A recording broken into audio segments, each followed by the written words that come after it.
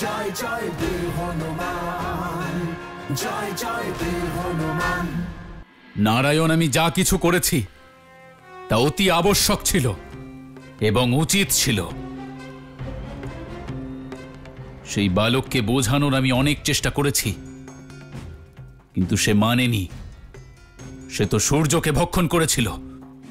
এই পরিস্থিতিতে যদি আমি মৌন থাকতাম তাহলে তা ঘোরতর অন্যায় হতো। আর ত্রিদেব আমাকে যে দায়িত্ব অর্পণ করেছেন, সেই দায়িত্ব পালনের জন্যই আমি বজ্র নিক্ষেপ করেছি। তাই তো সূর্যদেব, ঠিক বলছি তো আমি? দেবরাজ সঠিক বলেছেন নারায়ণ। আমি এই সৃষ্টির চালক সূর্যদেব, কোনো খেলনা বা ফল নই যার দ্বারা মনোরঞ্জন করা সম্ভব। যদি আমি আর বেশিক্ষণ লুপ্ত থাকতাম তবে ব্রহ্মাণ্ডে সর্বদার জন্য অন্ধকার বিরাজ করত। মারুতিকে বোঝানোর প্রয়াস তো সকলেই করেছেন। আমি গিয়েছিলাম বরুণদেবের সঙ্গে, বোঝালাম, শক্তির প্রদর্শনও করলাম, কিন্তু সে শুনল না। উল্টে ওনাকে বোঝাতে যাওয়া সকল দেবতাকে সে অপমান করে ফিরিয়ে দিয়েছে। ওর এই জেদের ফল সমগ্র সংসারকে ভোগ করতে হতো। তাই দেবরাজ যা কিছু করেছেন তা ঠিকই করেছেন।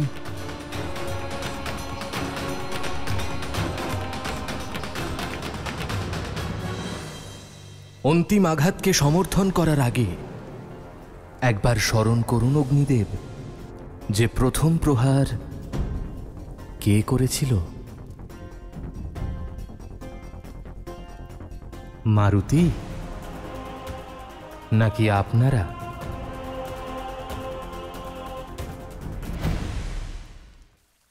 আপনারা মারুতির ঔদ্ধত্য দেখলেন,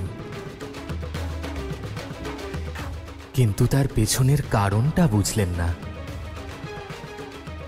ওটা ওর জিজ্ঞাসা ছিল, ওর সরলতা ছিল, ওর অজ্ঞানতা ছিল, ওর কৌতূহল ছিল। কিন্তু আপনাদের মনে কখনোই সৃষ্টির নিয়ম নিয়ে আশঙ্কা ছিল না, বরং নিজেদের শক্তির অহংকার ছিল।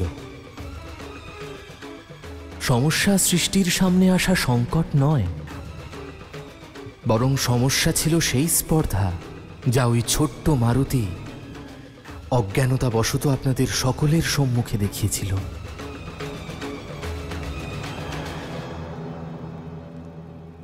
ক্ষমা করবেন নারায়ণ, কিন্তু আহ্বান তো বায়ুদেব জানাচ্ছেন। শুধুমাত্র কালকেই নয়, বরং ত্রিদেবকেও। আপনিই বলুন, একজন পিতার দুঃখের ফল এই সংসার কেন ভোগ করবে? আমি যা করেছি তা কোনো অপরাধ নয়। আর আপনিও তো বহুবার এই সৃষ্টির, এই সংসারের মঙ্গলের জন্য নিজের সুদর্শন চক্র চালনা করেছেন।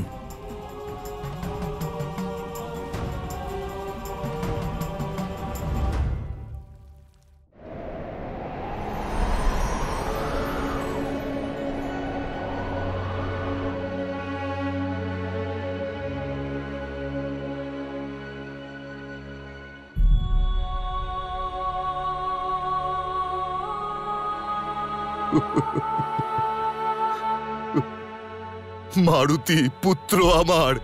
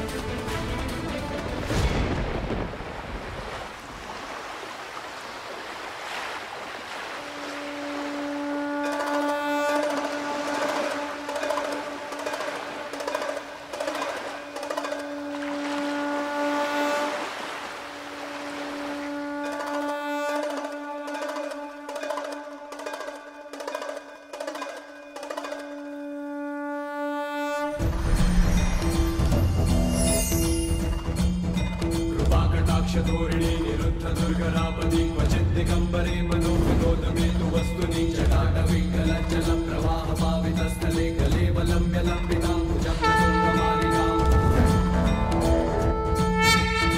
মহাদেব,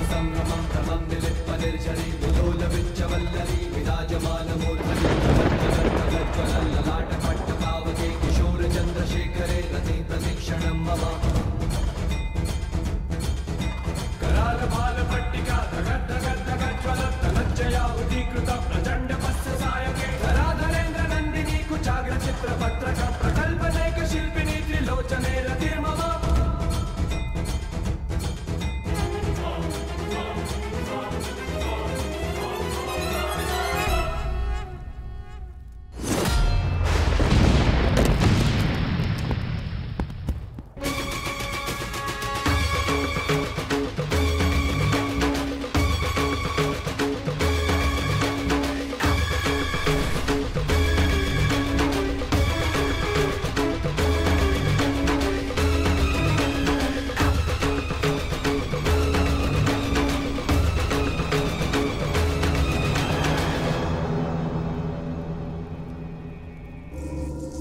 প্রণাম মহাদেব।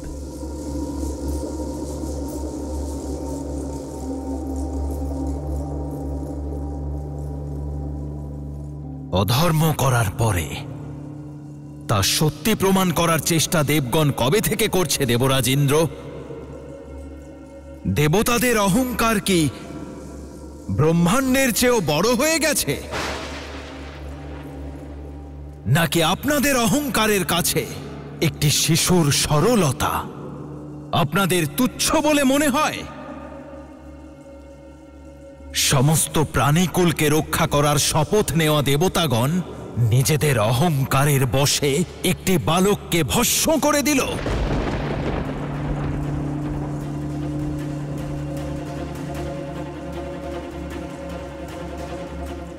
হ্যাঁ, আমি জানি মারুতি সূর্যকে গ্রাস করেছিল, কিন্তু তার উদ্দেশ্য কিংবা কারণ না ছিল জেদ, না শত্রুতা, আর না ছিল অহংকার। ছিল কেবল এক বালকের কৌতূহল। তাহলে মহাদেবের পিছনে কারণ কি হতে পারে? অহংকার, আপনার অহংকার।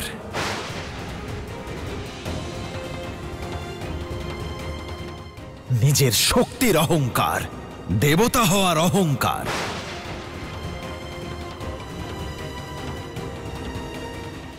মৌন থাকুন ইন্দ্রদেব।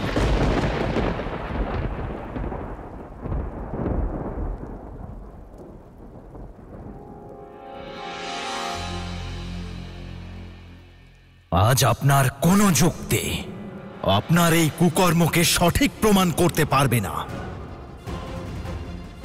না আপনার, না সূর্যদেবের, আর না অন্য কোনো দেবতার, যারা ওই বালককে আঘাত করেছে।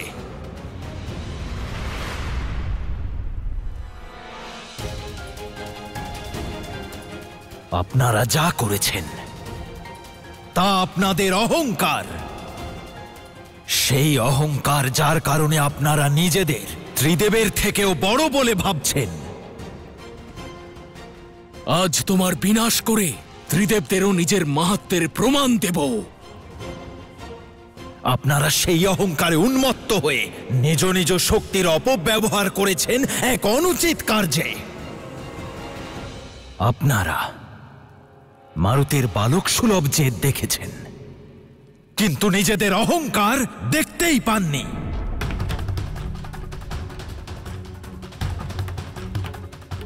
তার কর্ম দেখেছেন, কিন্তু উদ্দেশ্য নয়।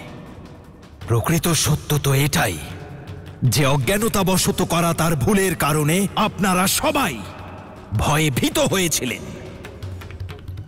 এই সংসার যদি কথা জানতে পারে যে আপনাদের মতো শক্তিশালী বলবান দেবতা এক বালকের কাছে পরাস্ত হয়েছে, এবার কি হবে আপনাদের মান, সম্মান আর প্রতিষ্ঠার?